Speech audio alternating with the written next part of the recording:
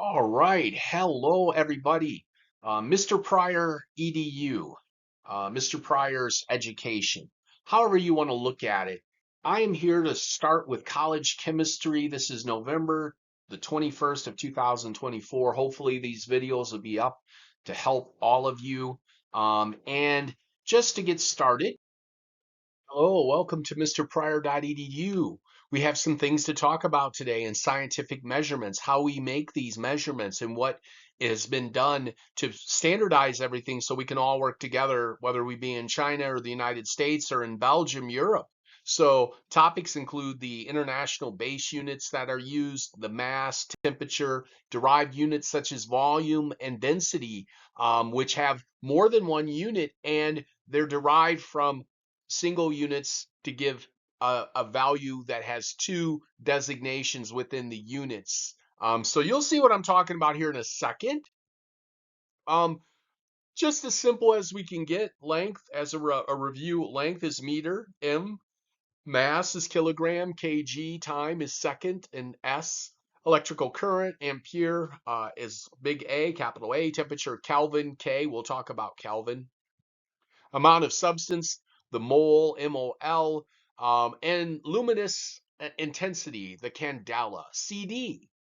So just some units for you to kind of, there's lots more than this, and they can be combined to form other types of ideas and other ways to measure values and define values. So there's a lot with the math and the units.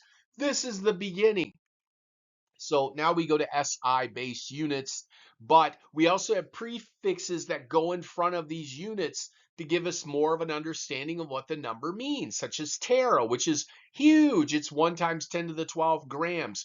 A gram is a gram, but a teragram is 1 times 10 to the 12th gram. So maybe we'll want to just call it a teragram, right? Giga, we use that for computer power. Gigawatt, that's energy. One watt, that's kind of small, something we can understand with a light bulb, 30-watt bulb. But here we have a gigawatt, and that's 1 times 10 to the ninth watt. Megahertz, that's cycles per second. Uses are in radio technology. Kilo or for kilometer, deci for deciliter. We centimeter, centa, and we can centimeter and milli and millimeter and microliter and nanosecond.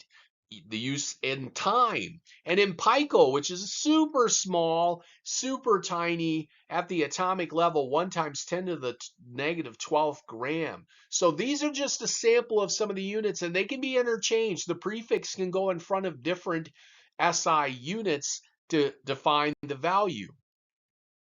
So mass, it's a measure of the amount of matter in an object or sample. We also call it weight here on Earth. Mass doesn't change. Mass is consistent. It doesn't change even when temperature change, although the volume, of course, can change and the density can change with temperature changes and things like that with a large container. But there's conversion factors, and we can convert back and forth from 1 kilogram can equal 1,000 grams, can equal 1 times 10 to the third gram if we decide to use scientific notation. We can also use dimensional analysis to help us be able to convert back and forth more readily from kilograms to grams or grams to kilograms.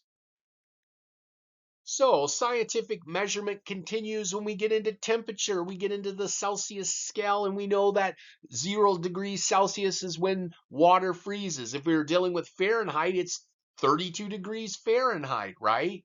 When we deal with the Celsius scale, it makes life easy for us because the boiling point is 100 degrees Celsius. That holds when we're boiling pure water and we're at sea level and at 1 atmospheric unit of pressure. Okay, that can all change if we're at different levels. We got different air pressures, different atmospheric pressures, so that those temperatures can change, and then we need to look that up in a table. We have SI units, the base units of temperature that we like to use in many gas equations and other things in chemistry is the Kelvin. So we're going to see how to do that really easily Kelvin, 0 Kelvin is considered absolute zero, where that's the lowest temperature possible.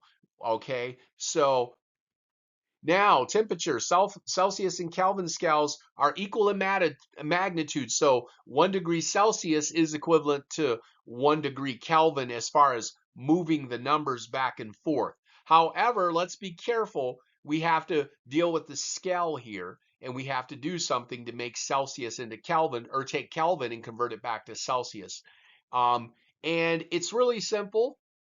For example, we have Kelvin equals degrees Celsius plus 273.15. So if I were to just add 20 degrees Celsius to, so I tell you the room temperature is 20 degrees Celsius, and you add that to 273.15, you should be able to get really good at mental math, and you should say, wow, that's 293.15 Kelvin. Nice. So the Celsius term just falls off and it becomes Kelvin. And then if we get 293.15 and we have to convert back to Celsius, we subtract 273.15 from 293.15 and we get 20 degrees Celsius.